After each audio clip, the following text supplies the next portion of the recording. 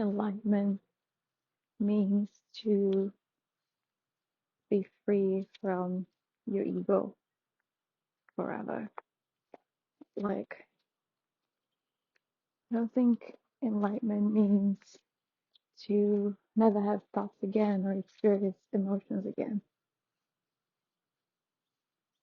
But enlightenment to me means to not longer be a slave of your thoughts and emotions. It's to finally have realized, like all parts of you have realized that thoughts, emotions occur within consciousness. And it's a product of collective. It's also a product creation of your own heart. And something we all need in order to continue to manifest in the physical, because this is, to me, one of the reasons why we're here in this earthly plane. But it took me quite a while to come up with this realization, and there were times where I struggled so much for not being able to maintain the higher states of consciousness where I was at, and that was causing me suffering because I was attached to the idea of enlightenment. I was attached to the idea of only existing and functioning from a higher plane, a higher state of consciousness. And I don't think that was like a moment where I was like, okay, I got it, I'm good. But there were like several moments where I had this realization. I believe this were the moments where I got awakening, because we will continue to awakening. Like there will be times where you feel completely free and detached, thinking and feeling. But there will be times where you are just absorbed by your thoughts and feelings. And those are the moments perhaps where you go through trials and tribulations and you try to get out of that. And when you finally get out of that, either because you found a solution to a problem that seemed to arise in your consciousness, or because you simply allowed yourself to be fully free from the suffering, which again was all in your thoughts. Men will tell women sometimes, oh, it's just in your head. But they say that maybe because the tolerance, they're paying tolerance, so their awareness to themselves can be a little higher or more rigid than to women, and women can be more sensitive to what they feel, and they take it more serious than men. And I think there should be an equal level of compassion between both parties. Like men should have a little bit more sensitivity to what women experience, and women should be a little more sensitive and understanding that men don't take their feelings and emotions as serious as women do. Or they have this ability of controlling themselves better. The thing about men who control themselves so much better and in terms of their own emotions, right? And they seem to be like very strong and rigid about it, is that when they get in a relationship, they start to control also the other person in a way that favors him better. Or they also think that that is like favoring the relationship between them and the woman better by, using what they call manipulation, like using the right thoughts and words that they think will convey the result with that they aim towards, which is to feel good and be okay with themselves all the time. But at what level is this considered emotional intelligence, maturity, when someone is simply good, better at controlling than the other person? I don't think I could agree with that, but we're open to discussions here because I think true enlightenment, true emotional intelligence is when both parties are not dependent on how how they make each other feel, by being fully detached from like what the other party may say or do that will cause them to feel in a certain way.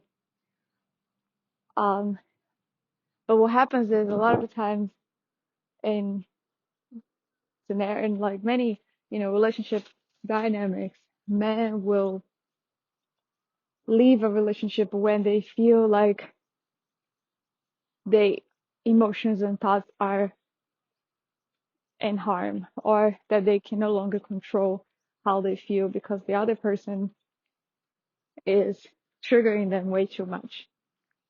It's almost like a point of like, I give up. Like, this is damaging myself in a way that I rather just get out of it. But that's only happening because, again, they don't feel like they are in control anymore, either of themselves or the other person who they're in a relationship with. And when they think that is happening, it's when they get out because they understand how they feel can influence the outcomes in life, and they're just so driven towards what they're getting out of something as opposed to what they're getting in of something. And what man could get more in of something in this case, when he realizes that he cannot control how they feel or how the other person feel or what the other person say to make them feel better, is that, they could get more maturity out of the situation by simply surrendering to the dynamic itself. How could they surrender? By simply just going with it. If it's rainy, we gotta go through the rain together.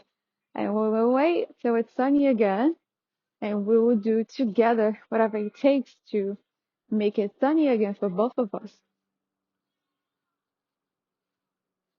And then, when you marry, how the uh, priests say you agree to be together and go through hell and heaven together, like the bad times, the good times, the times where you both are rich, the times where you both are poor. And I don't think they mean rich and poor just like a financial state, but a mental, spiritual, emotional state of like, richness and poverty. Like one person might find himself poor when they're just lacking like enough positivity in themselves to keep going.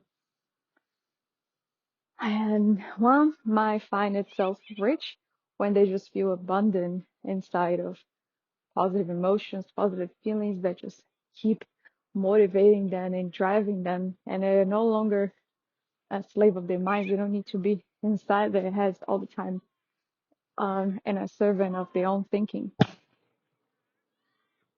Wow.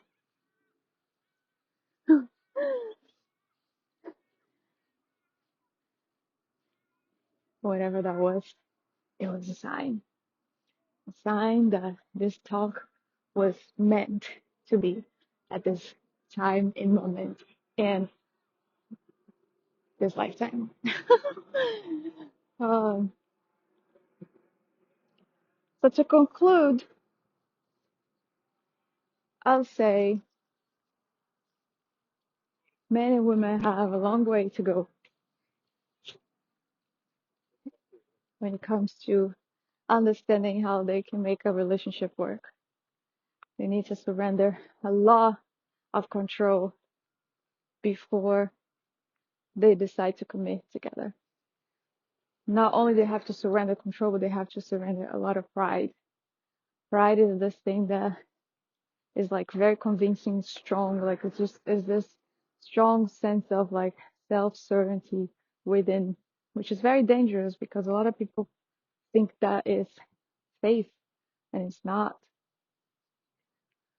There is a thin line between love and hate.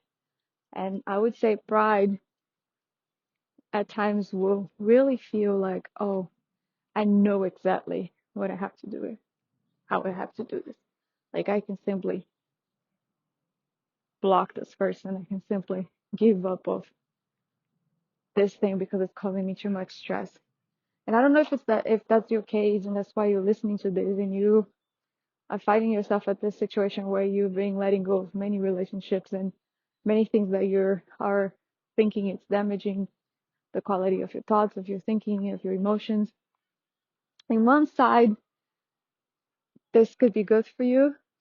In another side, be careful with who you are letting go of your life because I think God is really good to us and He's good at all times, but He can also see when He keeps filling your plate and you just keep pushing it away. Like, I don't want to eat this. I can't do this. Or not this. Or not that. That's also a sign of weakness. It's a sign that you don't want to do the work. And the work is done when you go through it, you know?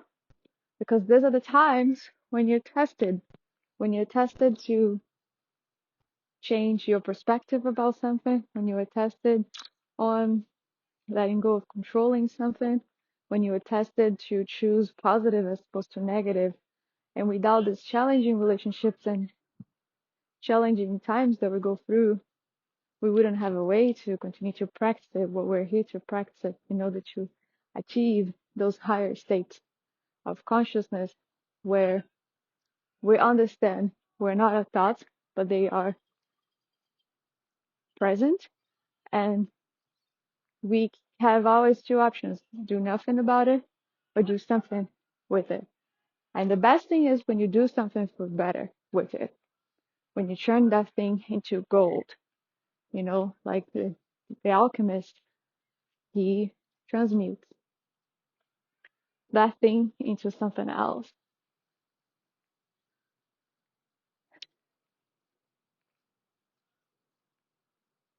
So what are you going to do with all these thoughts that I just throw on new consciousness right now? It's also your choice. It's also a decision that you guys will make. Because ultimately, what you can control is tiny in relation to the whole. Your hands cannot hold the whole world and control everything. And when you master controlling what you can control best and in order to benefit the whole and bring more happiness and bring more love and positivity to everyone around and to everything around you, that's when you're shining. That's when you are truly, truly shining. Thank you.